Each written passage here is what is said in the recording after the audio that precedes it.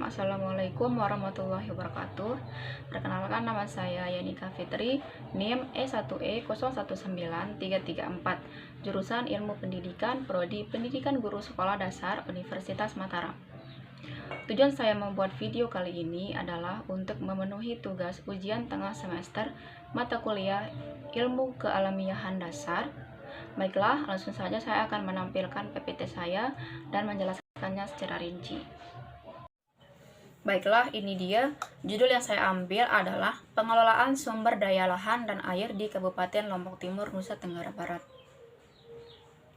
Penulisnya yaitu Bambang Sayaka, Effendi Pasandaran, Suherman, dan Saktianu KD.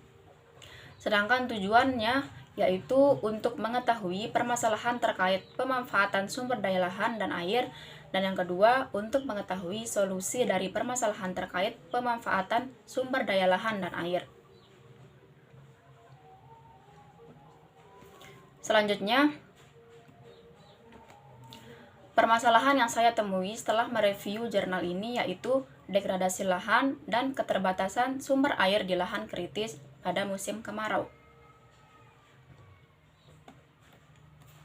Degradasi lahan terjadi karena banyak penebangan hutan, sedangkan reboisasi tidak berhasil seperti yang diharapkan.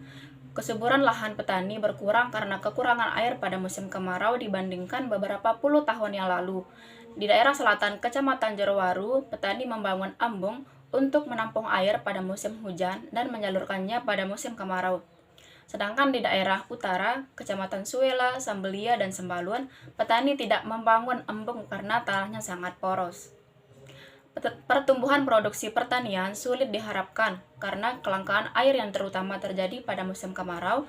Intensifikasi hanya bisa mengatasi dampak degradasi lahan dalam jangka pendek, karena dalam jangka panjang kekurangan air sawah karena dalam jangka panjang kekurangan air semakin besar. Sebagian di daerah utara Kecamatan Sambelia semula ada sawah yang ditanami padi dengan IP 200, tetapi akhir-akhir ini IP menurun karena kekurangan air pada musim kemarau.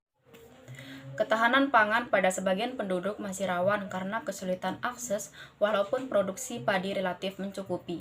Di samping itu, untuk bahan pangan pokok tidak ada diversifikasi produksi maupun konsumsi.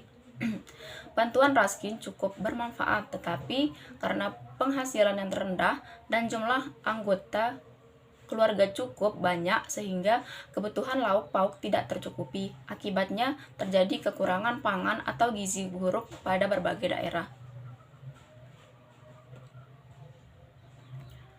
Kemiskinan umumnya melanda daerah pertanian yang relatif kering yang biasanya hanya bisa ditanami palawija sekali setahun dan selebihnya bera. Di samping itu, buruh tani yang tidak punya lahan sama sekali merupakan kelompok yang sebagian besar miskin. Jarang sekali yang bisa mengatasi keadaan ini. Sebagian pergi bekerja ke kota besar atau luar pulau, termasuk Bali, bahkan ke Malaysia dan Arab Saudi. Konflik air antar pemangku masih terjadi dan kecenderungannya akan semakin intensif. Hal ini seiring pertumbuhan penduduk dan semakin berkurangnya sumber air yang berasal dari mata air maupun curah hujan. Konflik air terjadi di dalam sektor, misalnya antar petani di hulu dan di hilir yang berebut air irigasi untuk mengairi sawah. Penanaman tembakau relatif menguntungkan, tetapi kebutuhan airnya cukup tinggi pada musim kemarau, sehingga suplai air yang ada kadang-kadang tidak mencukupi. Pembahasan tentang sumber daya air. Sumber daya air adalah tempat atau wadah air alami dan buatan yang terdapat pada atas bawah permukaan tanah, sedangkan daya air adalah potensi yang terkandung dalam air atau pada sumber air yang dapat memberikan manfaat ataupun kerugian pada kehidupan dan penghidupan manusia serta lingkungannya. Sumber daya air merupakan salah satu sumber daya alam yang mempunyai sifat mengalir dan dinamis serta berinteraksi dengan sumber daya lain sehingga membentuk suatu sistem. Selanjutnya, sumber daya lahan. Sumber daya lahan merupakan sumber daya alam yang sangat penting untuk kelangsungan hidup manusia karena diperlukan dalam setiap kegiatan manusia seperti untuk pertanian, daerah industri, daerah pemukiman, jalan untuk transportasi, daerah rekreasi atau daerah-daerah yang dipelihara kondisi alamnya untuk tujuan ilmiah. Kehidupan ekonomi penduduk pedesaan dicerminkan oleh aktivitas dalam menggunakan lahan untuk memenuhi kebutuhannya. Kehidupan ekonomi penduduk juga bergantung pada potensi alam yang dimiliki desa tersebut. Selanjutnya, faktor penyebab degradasi lahan ada dua, yaitu faktor manusia dan faktor alam. Pada dasarnya, terjadinya degradasi tanah disebabkan oleh faktor manusia, yang dimana degradasi yang disebabkan oleh manusia biasanya terjadi dalam usaha pertanian di lahan kering. Beberapa aktivitas manusia yang bisa menyebabkan terjadinya degradasi tanah yaitu pemanfaatan lahan yang tidak memperhatikan kaidah-kaidah konservasi tanah, penggunaan pupuk buatan dan pestisida yang tidak ramah lingkungan, serta penggunaan sistem budidaya monokultur. Yang kedua yaitu faktor alam, di mana degradasi yang disebabkan oleh faktor alam biasanya terjadi di wilayah tropis basah seperti di Indonesia. Faktor alam yang bisa menyebabkan degradasi tanah adalah faktor topografi berupa wilayah dengan topografi berombak, bergelombang, dan berbukit dengan lereng curam sampai sangat curam.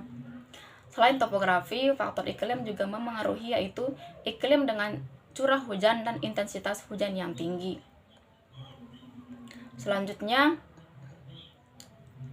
klasifikasi penggunaan lahan di desa berdasarkan mata pencahariannya, yaitu ada 3: desa pertanian, desa perkebunan, dan desa nelayan. Di mana desa pertanian ini sebagian besar lahannya digunakan sebagai lahan pertanian, sedangkan sebagian kecil lahannya digunakan untuk perikanan, peternakan, dan aktivitas perdagangan. Dan yang kedua, di mana desa perkebunan, di mana sebagian besar lahannya digunakan sebagai lahan perkebunan, sedangkan sebagian kecil lahannya digunakan untuk perikanan, peternakan, dan perdagangan. Dan yang terakhir, desa nelayan, di mana sebagian besar penduduknya menggunakan laut sebagai sumber mata pencahariannya. Adapun aktivitas penunjang di darat untuk pengolahan hasil tangkapan seperti tempat menjemur ikan, peternakan, dan perdagangan. Kebijakan pemerintah daerah. Pemerintah Kabupaten Lombok Timur menerapkan kebijakan untuk pengelolaan sumber daya lahan dan air yang berasal dari tingkat provinsi. Di tingkat provinsi NTB sudah ada kebijakan tentang pengelolaan sumber daya lahan dan air termasuk hutan. Kebijakan umum dalam pengelolaan sumber daya lahan adalah mengatur tata air, mencegah dan membatasi banjir atau erosi, serta memelihara keseluruhan tanah, menyediakan hasil hutan untuk menunjang perekonomian nasional, mempertahankan iklim yang baik, dan memelihara suaka marga satwa, taman berburu, dan taman wisata untuk pengembangan ilmu pengetahuan dan wisata. Kebijakan dalam pengelolaan sumber daya hutan adalah mengatasi perdembangan liar, mencegah kebakaran hutan, rehabilitasi hutan dan lahan, dan otonomi daerah, yaitu menyelesaikan RPP di bidang kehutanan. Sementara itu, kebijakan dalam bidang sumber daya air meliputi optimalisasi pengelolaan sumber daya air, peningkatan konservasi lahan, rehabilitasi dan pemeliharaan jaringan PDAM, penggalian sumber air di lahan kering, pengaturan pemanfaatan air bawah tanah, penyediaan sistem informasi sumber daya air, pengelolaan dan pengembangan DPS, pengaturan perlindungan infrastruktur pengairan, penanggulangan penambangan galian, dan pengaturan kelembagaan pengelola sumber daya air. Pengelolaan sumber daya lahan oleh petani Kecamatan Sambelia. Di Desa Sambelia, Kecamatan Sambelia, terdapat lahan pertanian berupa sawah seluas 1.228 ha dan ladang 1.400 ha. Di desa ini dilewati oleh aliran sungai Sambelia yang digunakan untuk mengairi sawah dan ladang. Di lahan kering atau ladang, petani menerapkan pola tanam jagung bera-bera dan jagung kacang hijau bera. Lahan yang ditanami jagung dan kacang hijau tersebut diolah dengan sistem teras. Pola tanam ini dipilih karena lebih banyak bergantung pada air hujan dan sangat sedikit menggunakan air irigasi dari sungai. Di samping curah hujan yang semakin berkurang, petani ladang di daerah hulu yang mengalirkan air dari sungai pada musim kemarau untuk mengairi pisang yang sudah 2 tahun terakhir ditanam menyebabkan pasokan air ke sawah di daerah hilir semakin berkurang. Petani pisang juga menanam cabai dan jagung di antara tanaman pisang. Sebagian petani mulai tahun 2001 menggarap lahan hutan cadangan pangan atau HCP yang dikelola oleh Departemen Kehutanan.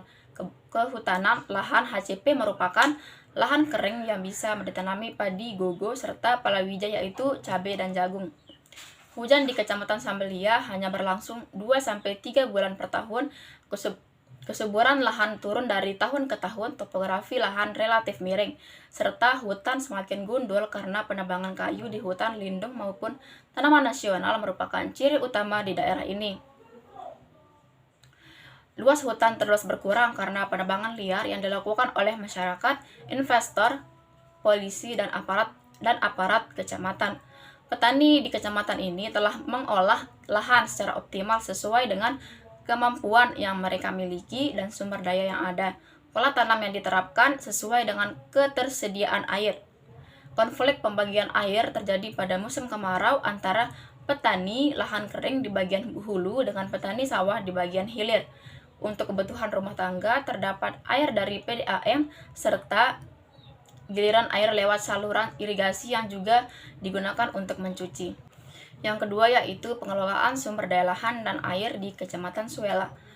Lahan pertanian di Kecamatan Suela sebagian besar merupakan lahan kering yang sepenuhnya tak ada hujan dengan pola tanam jagung bera atau jagung kacang tanah bera. Pada tahun 2004-2005 petani menanam tumpang sari jagung dan kapas, tetapi kapas tidak berproduksi. Kacang tanah juga sering tidak berhasil dipanen jika sama sekali tidak ada hujan pada musim kemarau pertama. Sangat sulit bagi petani di kecamatan ini untuk menerapkan pola tanam lain karena kelangkaan air. Petani tidak bisa membangun embung karena tanah di wilayah ini tidak mampu menahan air. Untuk menambah pendapatan keluarga pada pematang sawah ditanami dengan serikaya yang bisa dipanen setahun sekali sekitar bulan April dan Mei. Konflik penggunaan air terjadi pada musim kemarau untuk keperluan air minum karena debitnya sangat rendah. Dan yang ketiga yaitu pengelolaan sumber daya lahan dan air di Kecamatan Jerowaru. Sebagian besar lahan pertanian di Kecamatan Jerowaru adalah sawah irigasi semi teknis. Pola tanam yang diterapkan adalah padi tembakau. Irigasi untuk padi dipenuhi dari bendungan HDL atau High Level Diversion, sedangkan tanaman tembakau mendapat irigasi dari embung. Dari embung perorangan, sebagian kebutuhan irigasi pada musim kemarau juga dipenuhi oleh embung runtang yang dibangun oleh pemerintah. Lahan sawah di Kecamatan Jerowaru sesuai untuk ditanami padi dan tembakau. Keterbatasan air irigasi dari bendung HDL sering membuat konflik antar petani dalam memenuhi kebutuhan air untuk tanaman padi. Kebutuhan air minum dipenuhi melalui air sumur yang biasanya sangat berkurang selama bulan Oktober hingga Desember. Pada dasarnya, petani di 3 kecamatan tersebut sudah mengelola sumber daya lahan dan air secara optimal. Hal ini ditunjukkan oleh pola tanam yang diterapkan sesuai dengan daya dukung lahan termasuk ketersediaan air. Konflik pemanfaatan air selalu terjadi selama musim kemarau untuk irigasi maupun air minum, karena suplai air yang ada jauh lebih rendah dari permintaan. Jumlah penduduk yang selalu bertambah serta kerusakan yang semakin meluas membuat kebutuhan air tidak bisa terpenuhi pada musim kemarau. Beberapa upaya untuk mengatasi degradasi lahan tersebut antara lain yang pertama, mengubah lahan menjadi hutan. Hutan merupakan kawasan yang sangat penting yang ada di bumi karena hutan dapat menyelamatkan kehidupan di planet bumi. Hutan sebagai paru-paru dunia dapat menjadi penyeimbang di bumi dari berbagai macam bencana atau kerusakan. Yang kedua adalah lahan dibuat teras. Teras dapat mengurangi aliran air yang ada di permukaan tanah. Lahan-lahan yang dibuat teras ini banyak lahan-lahan yang sifatnya kering. Lahan-lahan yang kering sebaiknya dibuat teras supaya dapat mengurangi aliran di permukaan. Dan yang ketiga, membuat saluran pelepas air di wilayah yang memiliki curah hujan tinggi. Biasanya di daerah yang memiliki curah hujan tinggi, tanahnya akan lebih sering basah dan juga terkena aliran air hujan. Apabila tanah tersebut berupa lereng gunung atau bukit atau bahkan dataran tinggi, maka solusi yang pas untuk mencegah penurunan kualitas tanah dengan cara membuat singkedan atau terasering. Namun hal ini dirasa belum cukup karena degradasi lahan dapat mengancam kapan saja. Kita tidak hanya membuat sengkedan dan atau terasering saja, namun perlu juga untuk membuat saluran pelepas air supaya dapat mengatasi degradasi lahan dengan lebih baik lagi.